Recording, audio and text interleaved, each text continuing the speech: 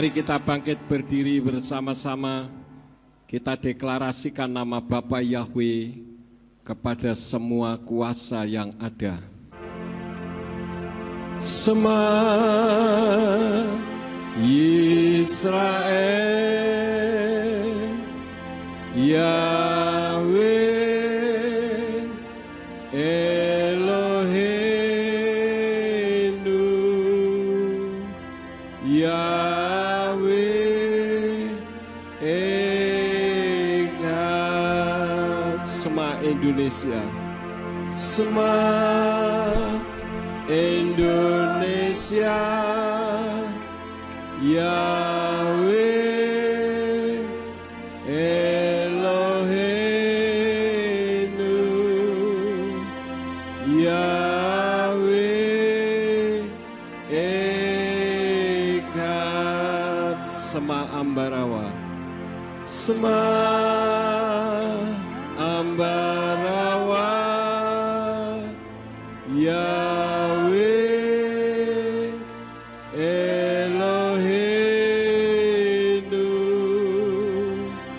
Yahweh Echad.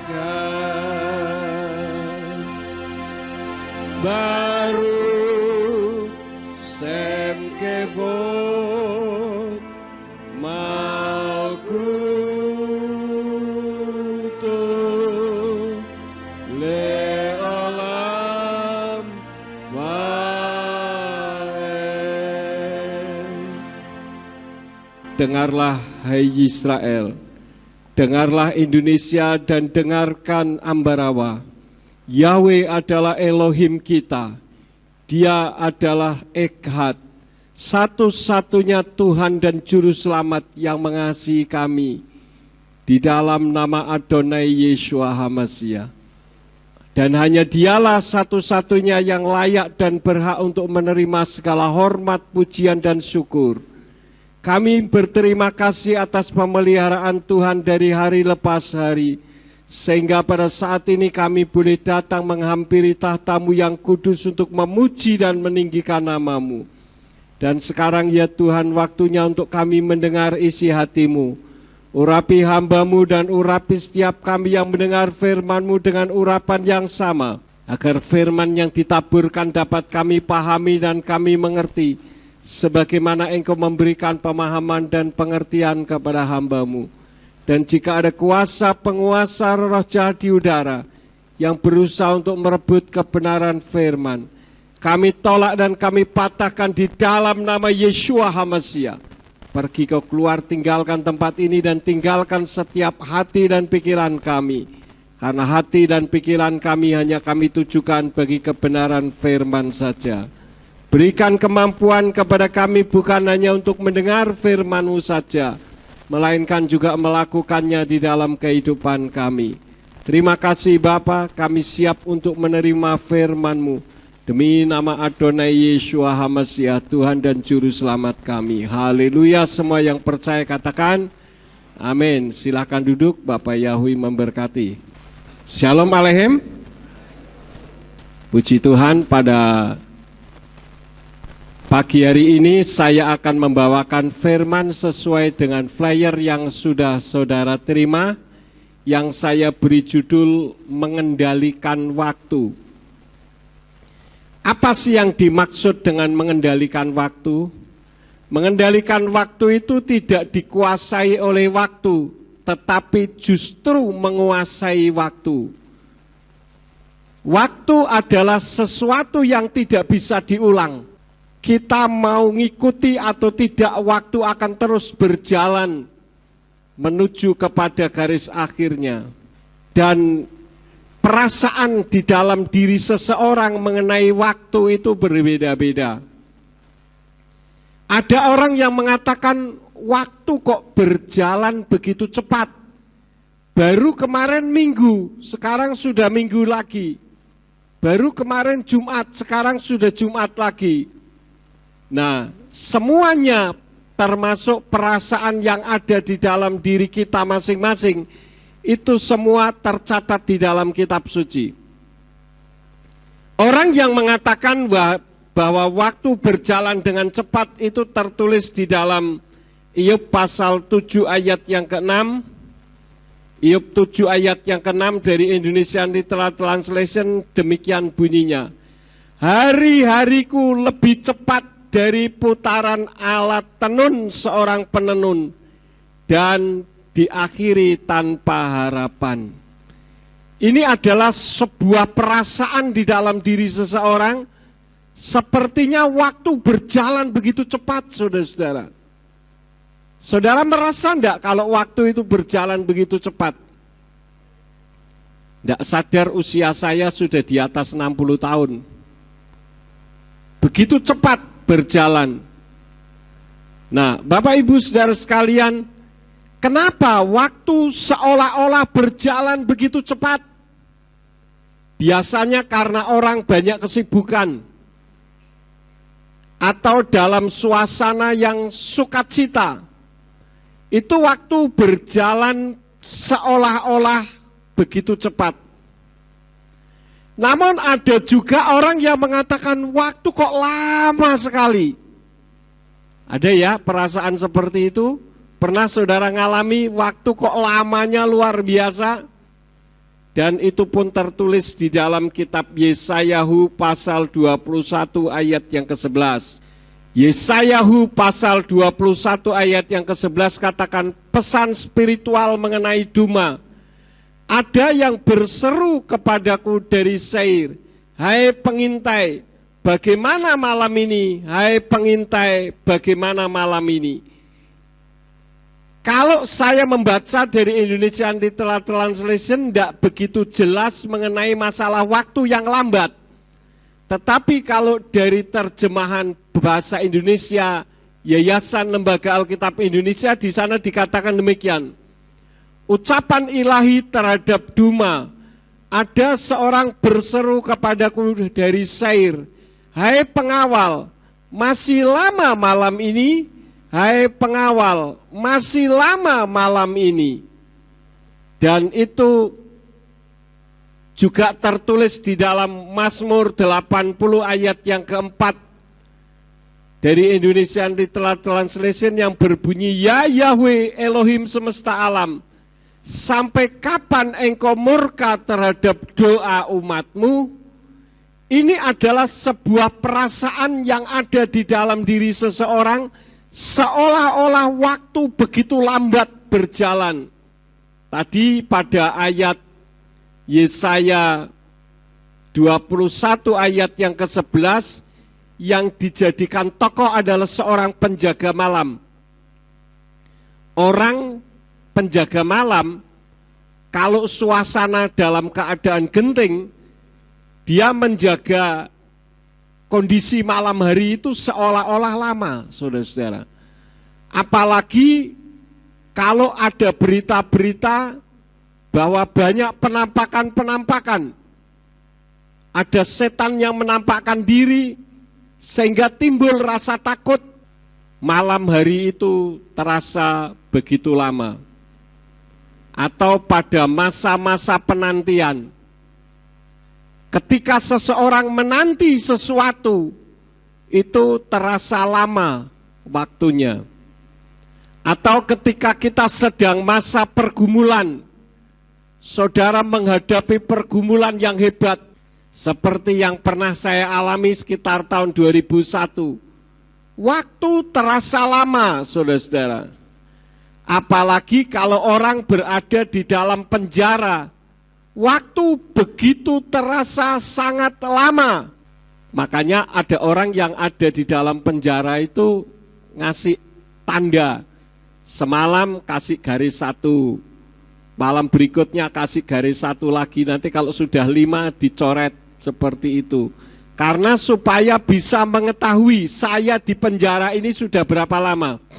Karena waktu begitu lama terasanya. Kalau saya bertanya, orang yang mengatakan waktunya cepat dengan orang yang mengatakan waktunya lambat, sebetulnya waktunya sama atau tidak? Sama. 1 hari 1 malam 24 jam. Tetapi kondisinya akan menjadi lain dalam perasaan seseorang ditinjau dari sudut mana orang itu memandangnya. Ketika dalam pergumulan akan terasa lama, tetapi ketika dalam keadaan sukacita terasa cepat. Nah, kesalahan yang dilakukan oleh manusia mengenai waktu, yang pertama adalah mendahului waktu Tuhan. Jadi ada orang yang mendahului waktu Tuhan. Dan itu tercatat di dalam kitab suci. Saat Samuel usai mengurapi Saul menjadi pemimpin umat Elohim, maka di sana kita melihat bagaimana Saul mendahului waktu Tuhan. Dan itu tertulis di dalam 1 Samuel 10 ayat yang ke-8. Dari Indonesian Literal Translation dikatakan demikian. Dan engkau akan pergi mendahului aku ke Gilgal, dan ketahuilah, aku akan pergi turun kepadamu untuk mempersembahkan korban-korban bakaran, untuk mempersembahkan korban-korban pendamaian.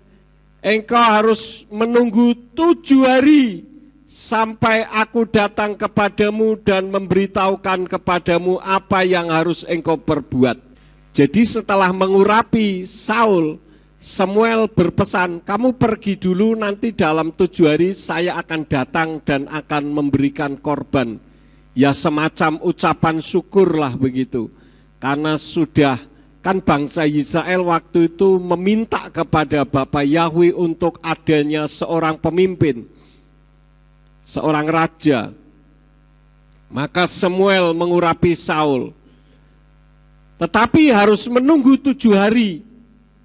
Tetapi ternyata Saul tidak sabar mendahului waktu yang sudah ditentukan.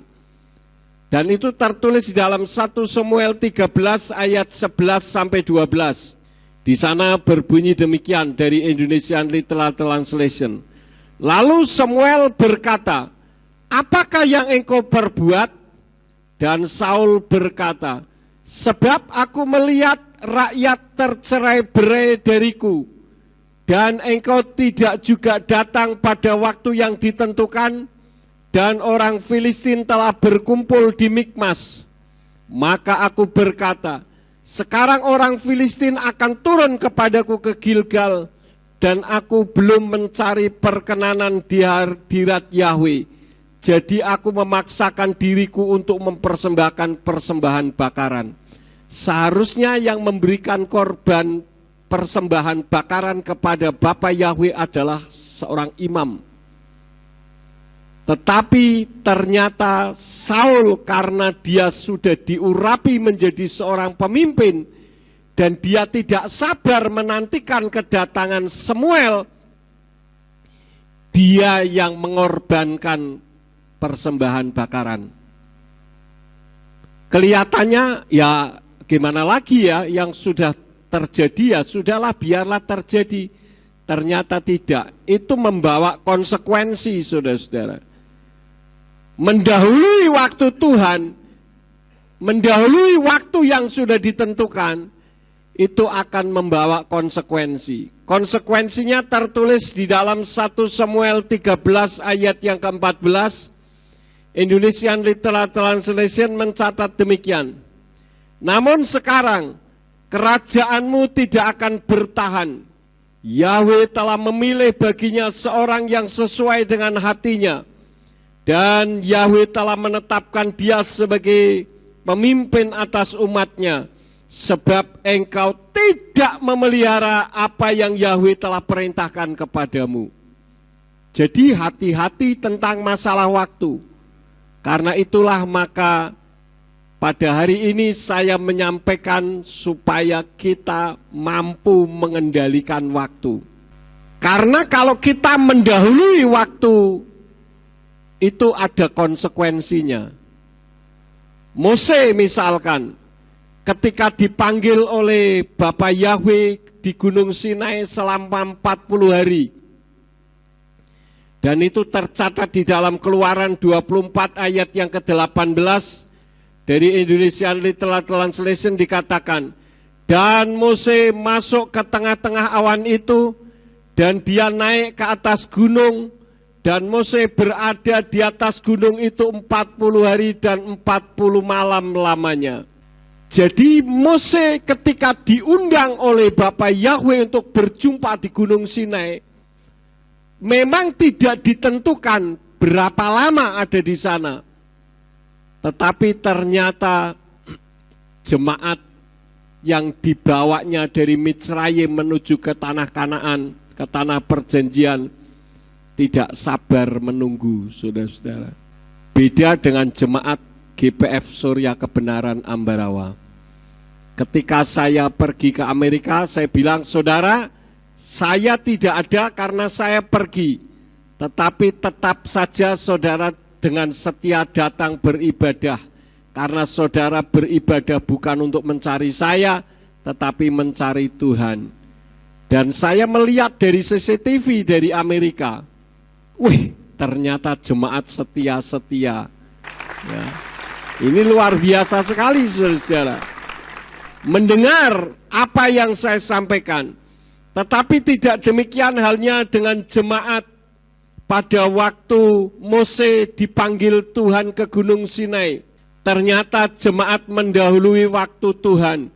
Dan itu tertulis di dalam Keluaran pasal yang ke-32 ayat 1-4 yang demikian bunyinya. Dan umat itu melihat bahwa Mose menunda untuk turun dari gunung. Ini juga perasaan yang ada di dalam diri jemaat. Padahal Mose menunda atau tidak? Tidak. Kan ketika dia dipanggil oleh Bapa Yahweh, ya tunggu. Kapan Bapa Yahweh selesai berbicara, selesai menyampaikan firman-Nya, sehingga Mose diizinkan turun, kan begitu. Misalkan saja saudara diundang presiden, begitu ketemu, presiden ngomong belum selesai, langsung saudara meninggalkan presiden. Mungkin enggak? Enggak mungkin. Jadi umat itu melihat bahwa Mose menunda untuk turun dari gunung dan umat itu datang kepada Aharun, lalu mereka berkata kepadanya, bangunlah, buatlah bagi kami sesembahan-sesembahan yang akan berjalan di depan kami. Sebab Mose orang yang telah membawa kami keluar dari tanah Mitsrayim, kami tidak mengetahui apa yang telah terjadi kepadanya. Jangan-jangan Mose mati lagi di atas gunung, sehingga saya menanti-nanti yang tidak ada ujung pangkalnya. Ayatnya dilanjutkan. Dan Aharun berkata kepada mereka, ini karena didesak oleh umat pada saat itu. Tanggalkanlah anteng-anteng emas yang ada pada kedua telinga istri-istrimu, anak-anak lelakimu, dan anak-anak perempuanmu, dan bawalah kepadaku. Dan seluruh umat itu menanggalkan anteng-anteng emas yang ada pada kedua telinga mereka, lalu membawanya kepada Aharun. Lalu ia mengambil dari tangan mereka dan membentuknya dengan penatah. Dan dia membuat seekor anak lembu tuangan. Lalu berkatalah mereka, inilah sesembahanmu, hai Israel, yang telah membawa engkau keluar dari tanah Mitsrayim. Inilah kurang ajar, saudara-saudara, ya. Yang membawa keluar dari tanah Mitsrayim menuju ke tanah perjanjian siapa? Bapa Yahweh. Lah kok lembu tuangan dikatakan inilah yang membawa kamu keluar. Ini otak sudah segleng, saudara-saudara. Sudah tidak bisa dipakai dengan nalar sehat. Artinya apa? Ini karena mendahului waktu. Dan itu membawa konsekuensi. Konsekuensinya apa? 3.000 jiwa harus mati di tangan suku Lewi yang tidak bisa terima kalau Bapa Yahweh diduakan. Dan itu tertulis dalam Keluaran 32 ayat 20-23, kemudian loncat ke ayat 28 supaya cepat. Saya baca demikian bunyinya. Dan dia mengambil anak lembu tuangan yang telah mereka buat itu, lalu membakarnya dengan api dan menggilingnya hingga menjadi halus, lalu menaburkannya di atas permukaan air, dan menyuruh Bani Israel meminumnya. Dan berkatalah Mose kepada Aharon, bangsa ini telah berbuat apa kepadamu sehingga engkau telah mendatangkan dosa yang besar atas mereka? Dan Aharon pun menjawab, janganlah marah tuanku tersulut. Engkau mengetahui bangsa ini bahwa dia memang jahat. Dan mereka berkata kepadaku, buatlah bagi kami sesembahan-sesembahan yang akan berjalan di depan kami. Karena sekarang ini Mose, orang yang telah membawa kami keluar dari tanah Misraim, kami tidak mengetahui apa yang telah menimpanya. Dan anak-anak Lewi melakukan seperti perkataan Mose, maka pada waktu itu tewaslah dari bangsa itu kurang lebih 3.000 orang. Jadi ada konsekuensi akibat mendahului waktu. Apalagi mendahului waktu untuk menyembah kepada sesembahan lain. Ini Bapak Yahweh marah luar biasa. Yesua ketika disalib, dia bisa berkata, Bapa ampuni mereka, karena mereka tidak tahu apa yang mereka perbuat. Tetapi ketika nama Yahweh dibuat mainan, begitu marahnya Yahweh. Itulah sebabnya saya berani ambil resiko, karena saya membawa keluarga, bukan saya sendiri. Apapun yang terjadi lebih baik daripada saya dimurkai oleh Bapa Yahweh. Dan hasilnya Bapa Yahweh tidak pernah mengecewakan saya. Manusia boleh mengecewakan. Itu mendahului waktu Tuhan. Dan di dalam kitab suci juga banyak sekali catatan-catatan mengenai orang yang mendahului waktu sehingga berakibat atau memiliki konsekuensi yang negatif. Abraham misalkan, Abraham itu sudah dijanjikan oleh Yahweh, coba kau pandang langit, lihat bintang-bintang yang ada di sana, hitung. Abraham menghitung, mungkin menghitung capek dan dia katakan, nggak sanggup Tuhan menghitungnya. Lalu Bapak Yahweh katakan apa? Seperti itulah kelak anak cucu keturunanmu. Iya kan? Jadi ini dari Abraham yang akan melahirkan keturunan orang-orang hebat seperti bintang-bintang di langit. Namun Abraham mengira Tuhan tidak mungkin memberi anak karena Sarah sudah tua sehingga mandul. Ciri seorang perempuan yang sudah mandul adalah perempuan itu sudah tidak datang bulan, sudah tidak haid. Sehingga orang yang sudah tidak haid karena usianya sudah tua, tidak mungkin dia bisa punya anak. Apalagi orang yang mandul pada zaman itu dianggap orang yang dimurkai Tuhan. Kita baca ayatnya. Kejadian 17 ayat 17 dari Indonesian Literal Translation dikatakan demikian. Dan Abraham bersujud dan tertawa serta berkata dalam hatinya. Berkata dalam hatinya. Lah kok bisa ditulis? Itu artinya apa yang terkandung di dalam hati kita tidak ada yang tersembunyi di hadapan Tuhan. Jadi jangan main-main saudara-saudara. Saudara boleh menyembunyikan rahasia apapun, tetapi mata Yahweh dia menembus sampai ke dasar hati. Karena di dalam kitab Mazmur 44 ayat yang ke-22 katakan apa? Dia, Elohim kita, Yahweh mengetahui rahasia hati. Sudah di dalam hati dirahasiakan lagi. Dia tahu, saudara-saudara.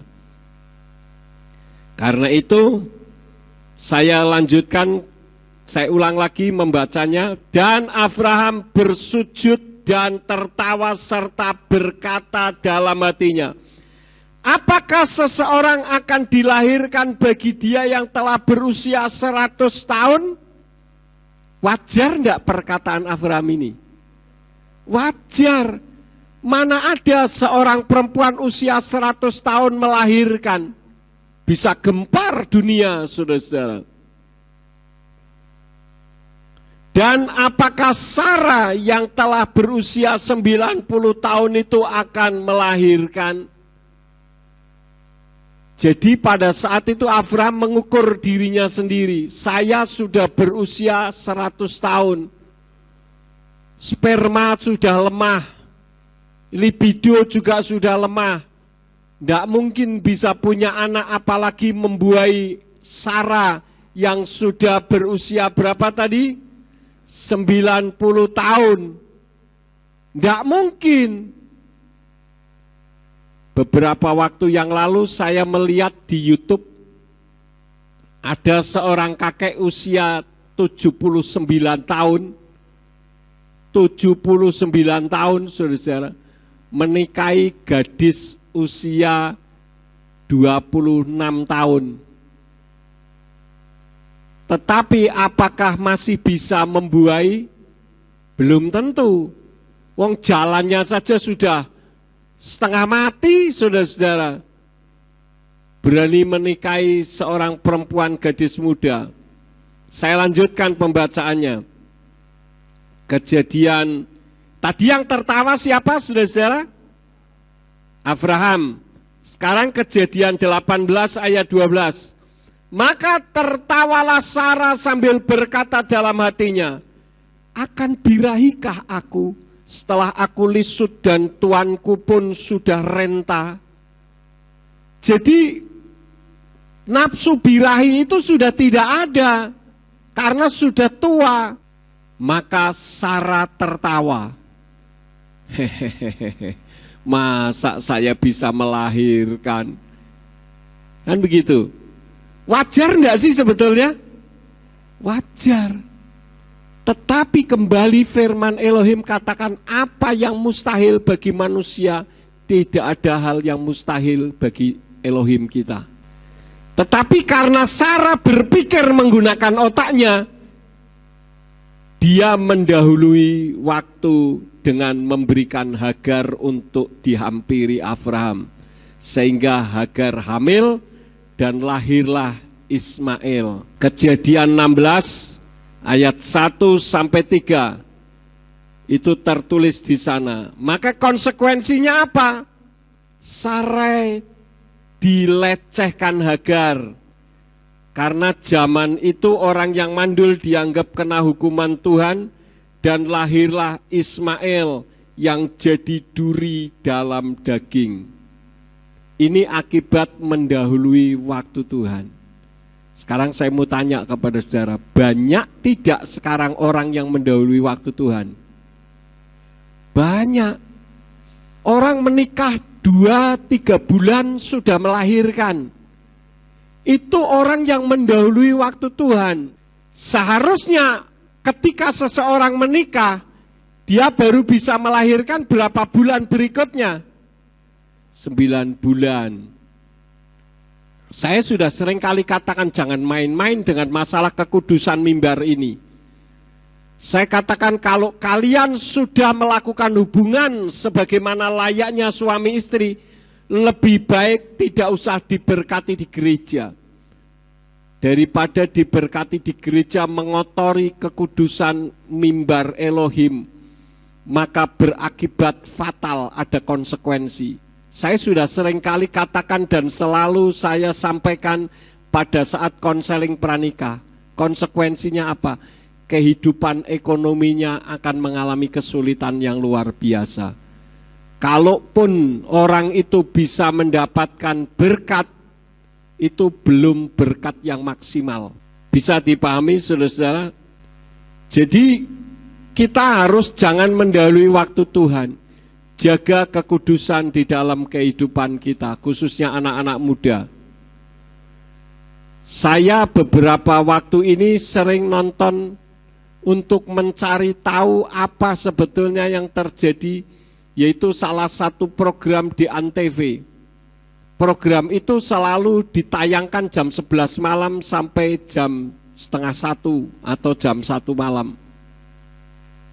Karena ini menyangkut tentang orang-orang dewasa. Dan ternyata saya melihat bahwa orang-orang yang ikut di dalam acara tersebut adalah orang-orang yang pernah melakukan hubungan sebagaimana layaknya suami istri sebelum mereka menikah secara sah di gereja atau di dalam rumah ibadah mereka. Walaupun tidak semua, tapi kebanyakan sudah ternoda. Dan ini mengkhawatirkan sekali, saudara-saudara.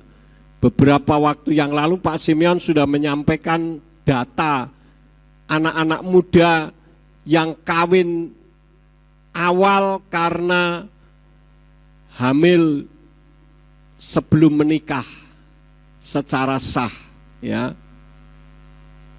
Ini akibat dari mempercepat waktu, konsekuensinya ada. Karena itu jangan kita mempercepat waktu. Tetapi juga di sisi lain ada orang yang memperlambat waktu.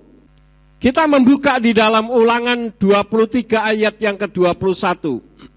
Apabila kamu bernazar kepada Yahweh Elohimu, janganlah menunda untuk melaksanakannya, karena tentulah Yahweh Elohimu akan menuntutnya daripadamu, sehingga hal itu menjadi dosa bagimu. Kemudian kita membaca lagi di dalam Pengkhotbah pasal 5, ayat 4 sampai ayat yang ke-5 dari Indonesian Literal Translation dikatakan demikian. Apabila engkau bernazar kepada Elohim, janganlah menunda untuk menepatinya karena dia tidak suka dengan orang-orang bodoh. Penuhilah apa yang telah engkau nazarkan itu. Lebih baik jika engkau tidak bernazar daripada bernazar dan tidak menepatinya. Kalau tadi berbicara tentang orang yang mempercepat waktu, ini berbicara tentang orang yang memperlambat waktu. Biasanya kalau orang itu apa, saudara-saudara? Bernazar. Dan yang sering kali terjadi apa? Kalau orang ngapain? Berhutang. Ya, ini juga sering kali menunda-nunda waktu. Berbicara tentang masalah uang. Ini hati-hati saudara-saudara, ya. Karena kitab suci katakan orang yang berhutang tetapi tidak membayar, itu disebut orang fasik di hadapan Tuhan. Jadi ada orang yang mempercepat waktu, ada orang yang memperlambat waktu. Tetapi bagi orang yang hidupnya mengasihi Tuhan, ketika seseorang itu berlambat-lambat, Tuhan menarik orang yang berlambat-lambat. Di dalam Kejadian 19 ayat yang ke-16 dari Indonesian Literal Translation dikatakan, dan dia berlambat-lambat dan orang-orang itu memegang tangannya dan tangan istrinya dan tangan kedua anak perempuannya, karena Yahweh berbelas kasihan kepadanya dan mereka membawanya keluar dan melepaskannya di luar kota itu. Ini berbicara tentang siapa? Lot dan istrinya dan anaknya, ya. Mereka memperlambat-lambat. Kenapa? Karena masalah uang. Mereka orang kaya di negaranya itu. Sehingga ketika Yahweh katakan keluar kamu dari situ, dia mau keluar tetapi menoleh ke belakang, akhirnya menjadi tiang garam. Jadi Bapak Ibu Saudara sekalian, kesimpulannya adalah kita jangan mempercepat waktu dan jangan juga memperlambat waktu. Dalam berkata-kata juga harus sesuai waktu. Yakub 1 ayat yang ke-19 dari Indonesian Literal Translation dikatakan demikian. Maka itu hai saudara-saudaraku yang terkasih, biarlah setiap orang cepat untuk mendengar, lambat untuk berbicara, lambat untuk marah. Ini mengandung makna kita pun bukan hanya berbicara soal waktu, yang realitas waktu, tetapi juga pada saat kita berkata-kata harus sesuai dengan waktu. Mungkin perkataan saudara baik, tetapi jika waktunya tidak tepat akan menjadi tidak baik. Paham saudara-saudara? Saudara memberikan nasihat, baik enggak nasihat itu? Baik, tapi kalau saudara tidak tepat waktunya pada saat memberi nasihat, maka nasihat saudara akan menjadi sesuatu yang tidak baik bagi orang yang mendengarkan nasihat saudara. Ini hati-hati saudara-saudara ya. Demikian pun di dalam mengambil keputusan tentang keselamatan, jangan menunda-nunda saudara-saudara.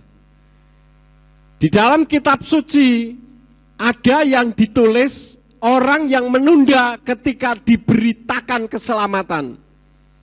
Di dalam Kisah Rasul pasal 26 ayat yang ke-28 dari Indonesian Literal Translation dikatakan demikian.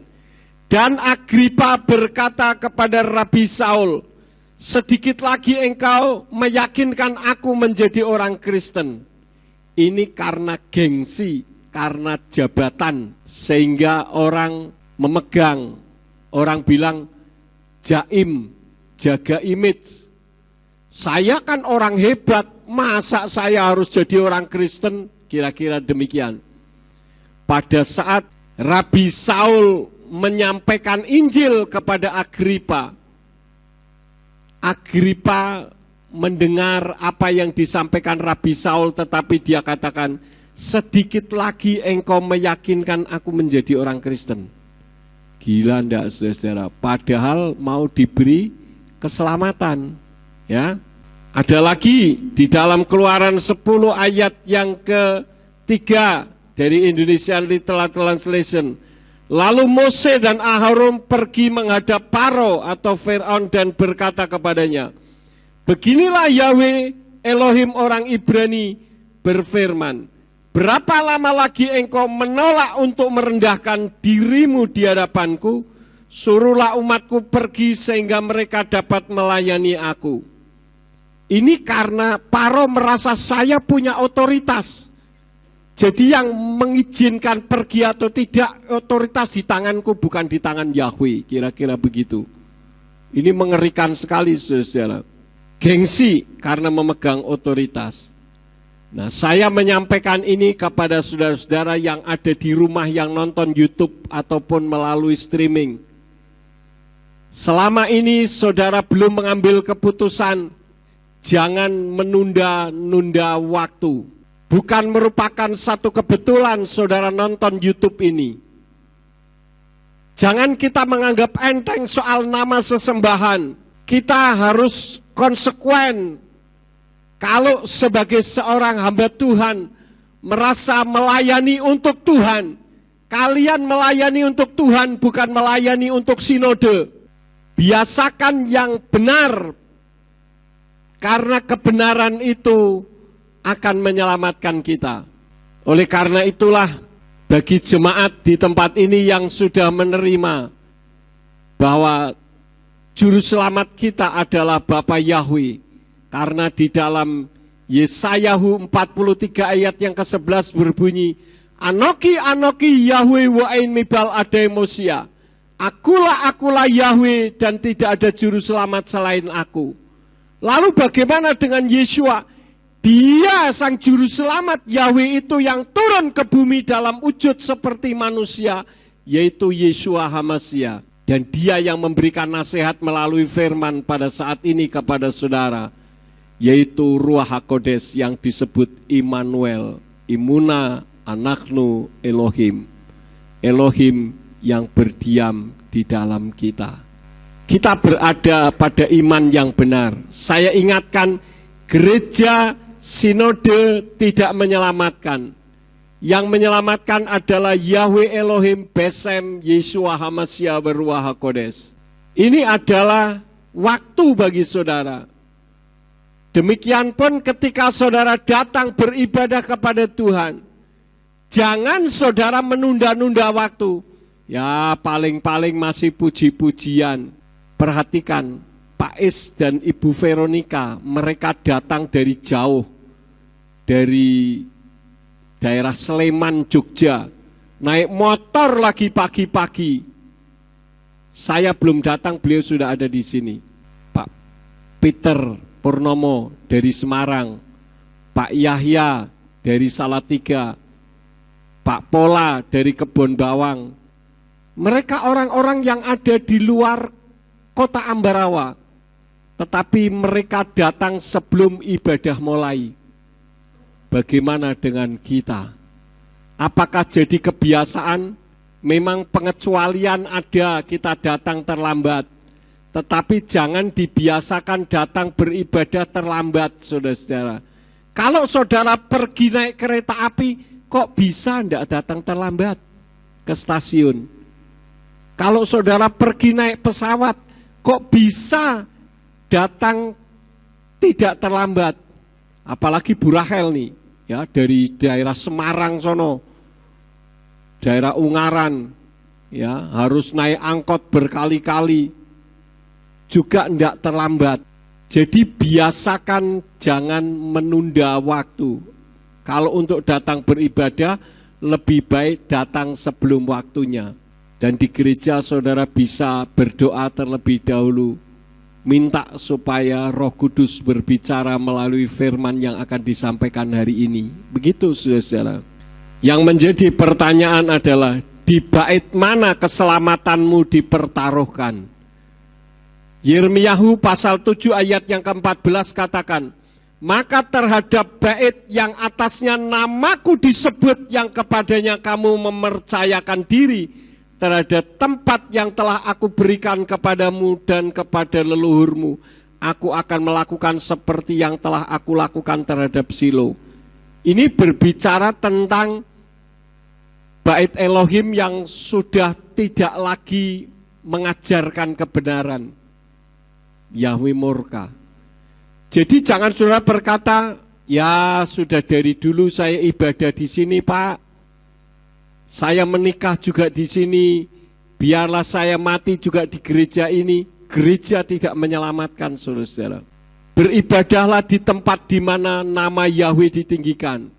Kalau kita membaca di dalam kitab suci, ada berapa banyak orang yang memberikan korban persembahan pun dikatakan, persembahkanlah persembahanmu di tempat di mana namaku disebut. Ini untuk persembahan loh, apalagi kalau membawa tubuh, jiwa, dan roh kita. Jadi jangan saudara gampang, ya saya yang penting pokoknya percaya kepada Bapak Yahweh. Habis di tempat saya, belum ada sih Pak, bagaimana? Saya pernah ngomong sama papa mama saya, karena tempat di mana kedua orang tua saya tinggal, belum ada yang menyembah kepada Tuhan yang benar. Saya bilang lebih baik tunggu di rumah saja. Nanti ada waktunya Tuhan akan memberikan kesempatan yang baik. Sampai akhirnya papa saya beribadah di tempat ini sampai hari dipanggil Tuhan. Saya tidak menjerumuskan orang tua saya, tetapi jangan saudara anggap enteng urusan masalah ibadah. Kalau saya menganggap enteng urusan ibadah, yang penting isi hati saya. Sekarang saya mau tanya, boleh enggak saudara pergi ke tempat ibadah lain, tempat ibadah agama lain, tetapi yang dipanggil adalah Yahweh Elohim? Harusnya boleh ya? Enggak bisa saudara-saudara. Karena dikatakan di Yirmiyahu tadi adalah tempat di mana bait yang atasnya namaku disebut, kepadanya kamu mempercayakannya. Meskipun nama Yahweh sudah disebut, tapi kalau ajaran yang diajarkan tidak lagi sesuai dengan kebenaran firman, tinggalkan. Tetapi saya jamin apa yang saya ajarkan adalah ajaran yang sesuai dengan kebenaran firman. Meskipun banyak orang mencibir kita, bagi saya tidak masalah. Punya mulut ya bisa dipakai untuk mencibir, ya kan? Tetapi jangan sampai kita dimurkai Tuhan hanya karena kita merasa tidak enak terhadap orang lain. Ingat, kedatangan Tuhan sudah dekat. Dan waktu Tuhan itu selalu tepat. Yesayahu pasal 59 ayat 1-2 dari Indonesia Anti-Telan katakan, lihatlah, tangan Yahweh tidaklah kurang panjang untuk menyelamatkan ataupun telinganya tidaklah berat untuk mendengar. Artinya selalu tepat. Namun kejahatanmu itulah yang memisahkan kamu dari Elohimmu, dan karena dosa-dosamu Dia telah menyembunyikan wajahnya darimu untuk mendengar. Kita ini berdoa untuk Bukit Doa sudah puluhan tahun. Kenapa ya kok Bukit Doa belum bisa terbangun? Ternyata itu ada rencana Tuhan, saudara-saudara. Coba kalau waktu yang lalu dibangun, bisa diambrukkan bangunannya. Kenapa? Karena ada yang merasa memiliki. Tetapi Tuhan izinkan Bukit Doa kita digugat sampai 2 kali untuk membuktikan, membuka mata orang bahwa Bukit Doa itu sebetulnya milik siapa. Bukit Doa itu adalah milik Bapa Yahweh di dalam nama Yeshua HaMashiach dan Ruach HaKodes. Sekarang mau gugat lagi, ketawain sama pengadilan, saudara-saudara. Sudah 2 kali kalah itu sudah tidak bisa digugat lagi. Sudah inkrah lagi. Lalu kenapa kok belum bisa dibangun juga? Ternyata status tanahnya masih belum jelas. Karena pada saat itu status tanahnya masih status tanah pertanian. Dan ada beberapa sertifikat, baru kemarin saya urus dan sertifikat itu sudah global menjadi 1 sertifikat dan sudah berbentuk pengeringan non pertanian. Artinya kalau dibangun semuanya akan terbangun. Dan saya yakin Bukit Doa akan selesai atas kemurahan dari Bapa Yahweh. Kita ini tunggu waktu Tuhan, saudara, tidak mendahului waktu Tuhan. Mendahului waktu Tuhan percuma, sia-sia juga. Karena itu kita tetap mengucap syukur kepada Tuhan. Karena kedatangan Yeshua juga tepat waktu. Karena itu saya sarankan ambil keputusan untuk menyembah Tuhan yang benar. Tanda-tanda kedatangannya terus digenapi setiap saat. Dan bagi yang melayani, layani dengan sungguh-sungguh. Jangan ogah-ogahan. Kenapa waktu saya begitu ketat? Kalau orang tanya Pak Yakub sibuk enggak? Kalau ditanya sibuk atau tidak, setiap saat saya sibuk. Orang taunya saya tiduran di kamar.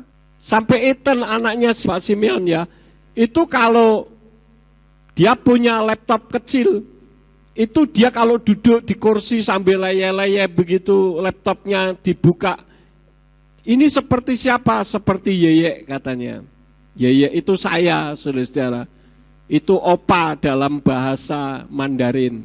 Kenapa? Karena dia tahu kalau pergi ke tempat saya selalu melihat saya sedang ada di kamar menenteng laptop. Kenapa saya demikian luar biasa masalah waktu? Saya tidak tahu kapan saya mati. Saya sudah pesan sama Pak Simeon. Kalau sekali waktu Tuhan panggil saya, video-video tentang masalah nama Yahweh tetap saja diupload supaya Indonesia tidak ada lagi orang Kristen yang menyembah kepada sesembahan lain.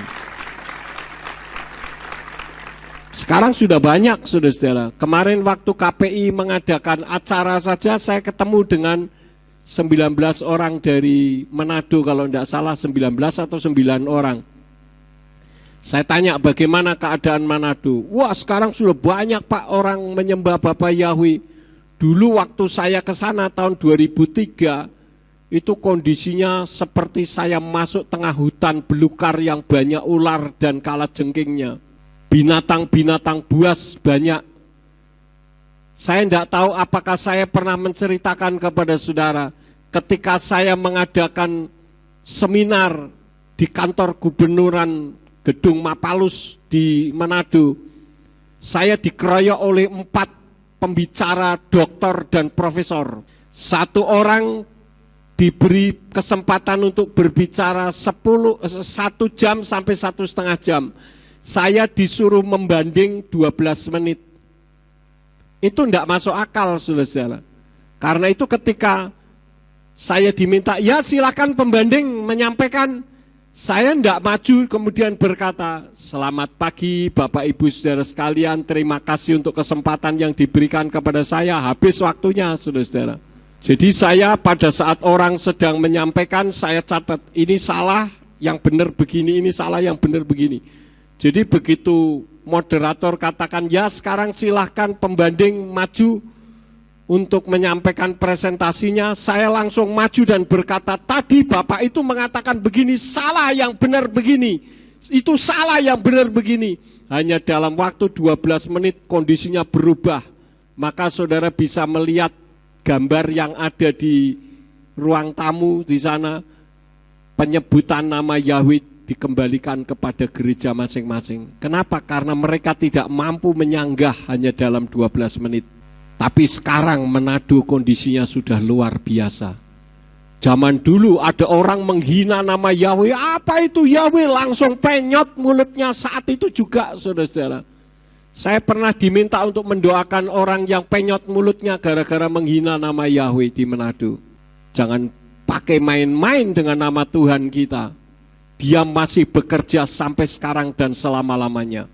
Jadi saya menghimbau kepada saudara yang selama ini masih beribadah di tempat di mana nama Yahweh dihina, saya katakan saudara ikut andil untuk membuat pendeta keras kepala. Pendeta akan mengatakan, saya tidak perlu pakai Yahweh, jemaat tetap banyak. Tanpa itu pendeta sadari bahwa sebetulnya jemaatnya sudah banyak yang menerima nama Bapa.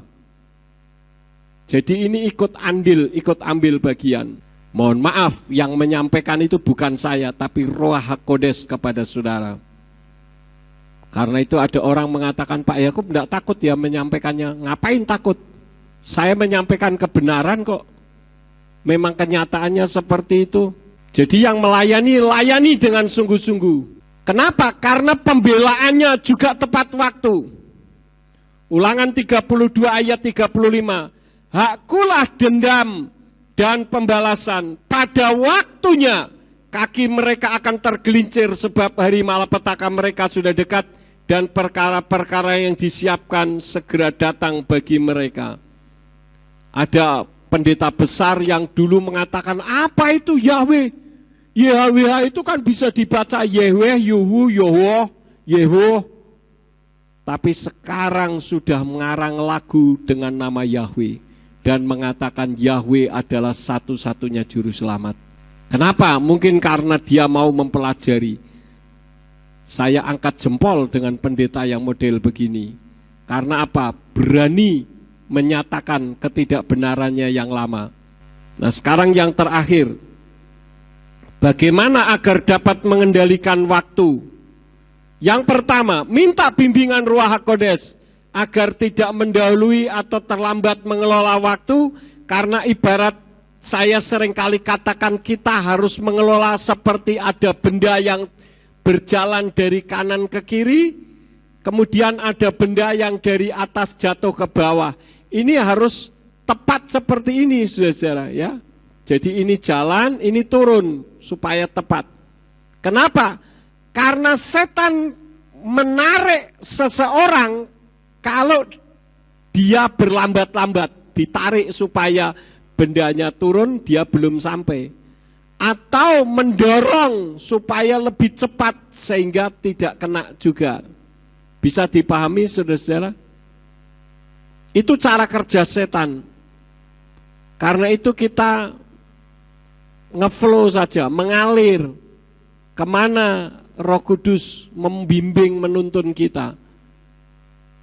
Orang-orang takut itu hanya karena apa? Masalah materi. Buktinya Tuhan tidak membuat saya menderita tidak bisa makan. Karena itu saya katakan untuk para hamba-hamba Tuhan, Anda yang merasa diri sebagai hamba Tuhan, coba perhatikan dengan baik. Kalau melayani karena masalah uang, saudara tidak akan mendapatkan uang dan saudara akan hidup mati-matian dengan uang. Tetapi kalau saudara melayani karena keselamatan jiwa, uang yang akan cari saudara. Saya ini sudah berkali-kali saudara-saudara ya. Saya sudah seringkali katakan, saya bukan mengecilkan makna jemaat.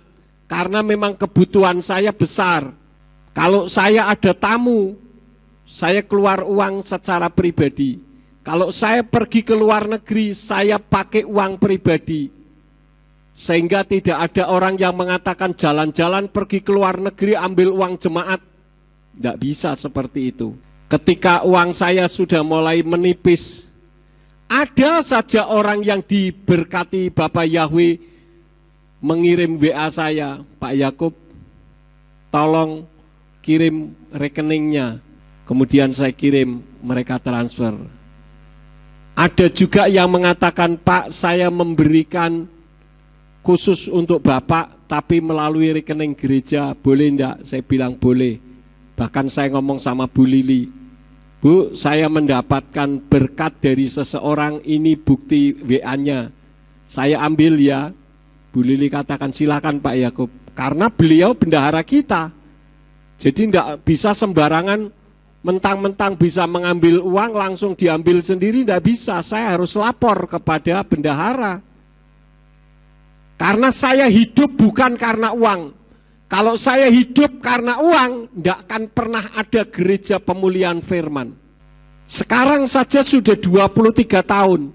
Saya menggembalakan di gereja lama 8 tahun, berarti 31 tahun. 31 tahun yang lalu, setiap bulan saya melayani itu bisa mendapatkan minimal 10 juta. Minimal, saudara-saudara. Saya panggil pendeta-pendeta desa untuk datang. Mari Pak, setiap tanggal yang sudah saya tentukan silahkan, tidak usah dipanggil, datang dengan setia. Mereka setia datang. Tapi begitu saya dipermasalahkan, tidak ada satupun yang berani datang kepada saya. Takut tersangkut, saudara-saudara. Itu artinya tujuannya apa, saudara-saudara? Uang. Banyak pendeta mengecewakan jemaat. Nagih, Bu, sudah perpuluhan belum? Wah, sorry ya, itu tidak lagi berharap kepada Tuhan orang yang seperti itu. Jadi saya lanjutkan, tadi agak menyimpang sedikit. Bagaimana agar dapat mengendalikan waktu, minta bimbingan Ruach HaKodes. Dikatakan di dalam Mazmur 90 ayat yang ke-12 dikatakan, maka beritahukanlah kepada kami agar menghitung hari-hari kami supaya kami dapat membawa hati yang bijaksana. Saya seringkali katakan, saudara diberkati itu jangan selalu arahnya ke uang, uang, dan uang. Kalau saudara sehat itu berkat. Saudara punya keluarga, keluarga saudara rukun, anak-anak saudara, cucu saudara rukun, itu berkat. Jangan selalu yang dipikir kalau berkat berarti uang, itu terlalu picisan, saudara-saudara. Saudara punya anak-anak menghormati saudara sebagai orang tua, itu berkat. Saudara punya keluarga saling mengasihi, itu berkat. Kemudian yang kedua, bagaimana agar dapat mengendalikan waktu? Yang terakhir, yang kedua, berserah dan tidak memaksakan kehendak. Yesayahu 40 ayat yang ke-31 dikatakan dari Indonesia Literal Translation. Tetapi orang yang menanti-nantikan Yahweh akan memperbarui kekuatan. Mereka akan naik dengan sayap seperti Raja Wali. Mereka akan berlari dan tidak menjadi lesu. Mereka akan berjalan dan tidak menjadi lelah. Jadi sekali lagi, kalau kita beribadah, jangan karena menunggu orang banyak, khusus para hamba-hamba Tuhan yang nonton YouTube ini. Kalau saudara sudah mengenal Bapak Yahweh, kenapa saudara tidak berani mengajarkannya? Kemarin saya sudah share kepada saudara, dalam waktu dekat ini, bulan depan akan ada penggabungan lagi ke gereja pemulihan firman dari sebuah gereja yang sudah cukup terkenal. Karena pendetanya katakan, kalau saya mau dilantik jadi pendeta penuh harus membaca pengakuan iman, sedangkan pengakuan imannya penuh dengan nama sesembahan lain. Saya lebih baik keluar dan menggabung ke GPF. Dan GPF akan semakin besar untuk kemuliaan Tuhan. Jadi jangan menunggu, karena kita tidak tahu kapan saya mati. Saya pernah nonton film YouTube tentang dunia supranatural. Diceritakan ada seseorang yang berubah menjadi roh yang gentayangan, saudara-saudara. Rohnya itu orangnya menangis karena dia menyesali hidup tidak benar di hadapan Tuhan. Dia bilang nanti pada umur 30 saya akan bertobat. Tapi ternyata umur 28 dia mati dalam keadaan berdosa, sedang melakukan hubungan sebagaimana layaknya suami istri, sampai diarak ke rumah sakit dan ternyata dia meninggal. Tidak ada satu orang pun yang tahu kapan umur kita berakhir. Karena itu mumpung masih ada kesempatan, beribadahlah di tempat yang benar. Saya tidak meminta untuk beribadah di tempat ini, tapi cari tempat ibadah di mana nama Bapa Yahweh Besem Yeshua Hamashiach Ruach HaKodes ditinggikan di sana. Dan tidak harus jadi jemaat di Ambarawa. Satu lagi ayat yang terakhir di dalam Yesayahu pasal 49 ayat yang ke-23 dari Indonesian Literal Translation dikatakan, dan raja-raja akan menjadi bapak pengasuhmu dan ratu-ratu inang pengasuhmu. Mereka akan sujud kepadamu dengan muka ke tanah dan menjilat debu kakimu. Dan engkau akan mengetahui bahwa akulah Yahweh, bahwa yang menanti-nantikan, perhatikan, yang menanti-nantikan, aku tidak akan menjadi malu. Siapa yang menanti-nantikan Yahweh tidak akan dipermalukan. Dulu gereja kita itu mana ada sih yang mau ngelirik? Jangankan ngelirik, melihat kelebatannya saja enggak mau. Betul enggak? Sekarang ini gereja kita menjadikan fokus orang belajar nama Bapa Yahweh dari seluruh penjuru dunia. Beberapa hari yang lalu ada orang telepon saya dengan mengatakan, Pak, saya mau menggabung, ini dari Sumatera, lupa saya namanya itu, kota apa. Dia bilang, bisa enggak Bapak kirim seorang pendeta untuk menjadi pemimpin kami di sini? Saya bilang, kalau bisa dipimpin oleh jemaat sendiri saja.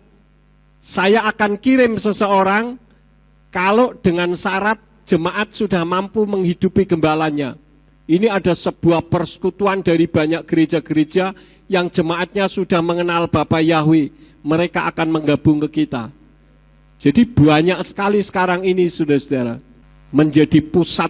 Saya tanya, dari mana Bapak mengenal nama Bapak? Saya mengikuti khotbah-khotbah Pak Yakub melalui YouTube. Bayangkan, saudara-saudara, ya. Dan ini sekarang menjadi pusat perhatian orang. Karena sanggahan-sanggahan yang saya buat tidak ada yang bisa menyanggah balik. Saya kirimkan orang yang bersangkutan. Tujuannya apa? Silakan kalau saya salah sanggah lagi. Ternyata tidak bisa. Ya, jadi saudara yang sudah berada di tempat yang benar, jangan tinggalkan Bapa Yahweh di dalam nama Adonai Yeshua Hamashiach dan Ruach HaKodes. Tidak ada yang tahu kapan umur kita saatnya dipanggil Tuhan. Beradalah di tempat yang benar untuk kemuliaan bagi nama Tuhan. Saya tidak akan memperpanjang firman, biarlah firman ini akan memberkati di dalam kehidupan Bapak Ibu Saudara sekalian. Mari kita bangkit berdiri bersama-sama. Kita akan tutup di dalam doa. Mari kita bangkit berdiri bersama-sama. Nanti kita akan dengar pengumuman dari Pak Sarmujito sebelum kita meninggalkan tempat ini. Bapa Sorgawi, kami mengucap syukur Engkau telah memimpin ibadah kami dari awal sampai dengan akhirnya. Firman yang sudah ditaburkan kiranya dapat masuk di dalam hati dan pikiran kami, dan berikan kemampuan kepada kami untuk melakukannya, supaya kami masuk di dalam jalur kepastian keselamatan bersama dengan Engkau. Terima kasih Bapa. Kalau sebentar kami akan pulang, kirim malaikat untuk menjaga, melindungi kami, tibakan di rumah masing-masing dengan selamat, dan kumpulkan kami di waktu yang akan datang dengan iman yang lebih baik dari hari ini. Apabila sesampainya di rumah, umat-umat-Mu ada yang akan melakukan aktivitas dalam kehidupan mereka. Apa saja yang diusahakan dan dikerjakan yang tidak bertentangan dengan firman-Mu, kiranya dibuatnyalah oleh Engkau berhasil, supaya dengan keberhasilan itu dapat digunakan guna hormat dan kemuliaan bagi nama Tuhan. Berkati semua yang sudah ambil bagian di dalam pelayanan pada hari ini. Engkau pakai semakin hari semakin heran. Sekarang berkatilah kami karena kami siap menerima berkat daripadamu. Mari kita angkat kedua belah tangan kita untuk menerima berkat Yahweh. Yefarka Yahweh weyes mereka. Yahweh memberkati engkau dan memelihara engkau. Yaer Yahweh panah oleh kawikuneka. Yahweh menyinari engkau dengan wajahnya dan memberi engkau anugerah. Yisa Yahweh panah oleh kawiyasem leka shalom. Yahweh menghadapkan wajahnya kepadamu dan memberi engkau damai sejahtera. Diberkatilah engkau di kota dan diberkatilah engkau di ladang. Diberkatilah buah kandunganmu, hasil bumimu dan hasil ternakmu, yakni anak lembu sapimu dan kandungan kambing dombamu. Diberkatilah bakulmu dan tempat adonanmu. Diberkatilah engkau pada waktu masuk dan diberkatilah engkau pada waktu keluar. Sekarang pulanglah dan terimalah berkat kasih Bapa Yahweh Sang Pencipta, kasih karunia Adonai Yesus Hamasyah Sang Pembeli jiwa, dan Ruach HaKodes menyertai saudara sekalian sampai Maranatha. Adonai Yesus Hamasyah datang kembali untuk yang kedua kali dan mengangkat kita semua. Haleluya.